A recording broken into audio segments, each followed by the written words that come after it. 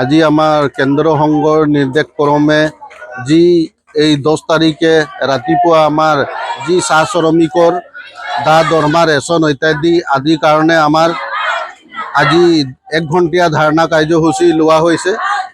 আজি আমি সকলো চাহ শ্ৰমিকে আজি ওলাই আহিছোঁ আৰু এই খোৱাংচা বাগিচা আমি ফেক্টৰী সন্মুখৰ পৰা স্লোগান দি আমাৰ মেইন অফিচলৈ আহি আমি ধাৰণা কাৰ্যসূচী দিছোঁ, যাতে আমাৰ যিখিনি চাহ শ্ৰমিকৰ আজি 2-2.5 বছৰ হৈ গ'ল যি সুবিধা আজি পাব লাগিছিলে, আমাৰ যি আজি খৰি ৰেচন হোক, চাহপাত হোক, আমাৰ এই হস্পিটেল ডিপাৰ্টমেণ্টৰ হোক বা আমাৰ ছাতি চপলৰ হোক, কিন্তু ইত্যাদি আমাৰ যিকেইটা সমস্যা আছে এইখিনি আজি আমি সময়মতে পোৱা নাই।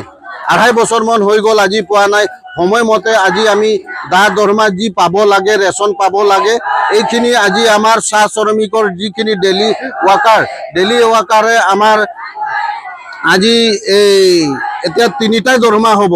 3টা দৰমহা হ'ব, আজি দৰমহা পোৱা নাই, ৰেচন পোৱা নাই। আমাৰ যিখিনি উপকৰ্মচাৰী আজি 2 মাহ হৈ গ'ল দৰমহা পোৱা নাই, ৰেচন পোৱা নাই। সেইটো কাৰণে আজি আমি কেন্দ্ৰ সংঘৰ নিৰ্দেশ ক্ৰমে আজি আমি এই ধাৰণা কাৰ্যসূচী আজি লোৱা হৈছে।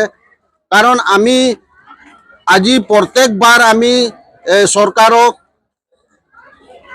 ওচৰত পাবৰ কাৰণে আমি ধাৰণা কাৰ্যসূচী দিছোঁ, কিন্তু চৰকাৰে আমাৰ চাহ শ্ৰমিকসকলৰ কাৰণে একো গুৰুত্ব এতিয়ালৈকে দিয়া নাই। কাৰণ চৰকাৰে অকল সময়মতে আহি ভোটটো আমাৰ চাহ শ্ৰমিকৰ পৰা আদায় কৰি লোৱাৰ পাছত আজি আমাক মানে বেয়া চকুৰে আজি চাইছে। কাৰণ যিখিনি বাগিচা আছে এই বাগিচাসকলৰ আজি চাহ শ্ৰমিকৰ পেটত লাত মাৰিছে। আজি যদি এহেঁতি আমাৰ পেটত যদি লাত মাৰিছে, কিন্তু অহা দিনবিলাকত যদি আমাৰ বাগিচাত যদি আহে ভোট বিচাৰি, তেতিয়াহ'লে আমি বাগিচাত কেতিয়াও যাতে সোমাব নিদিওঁ।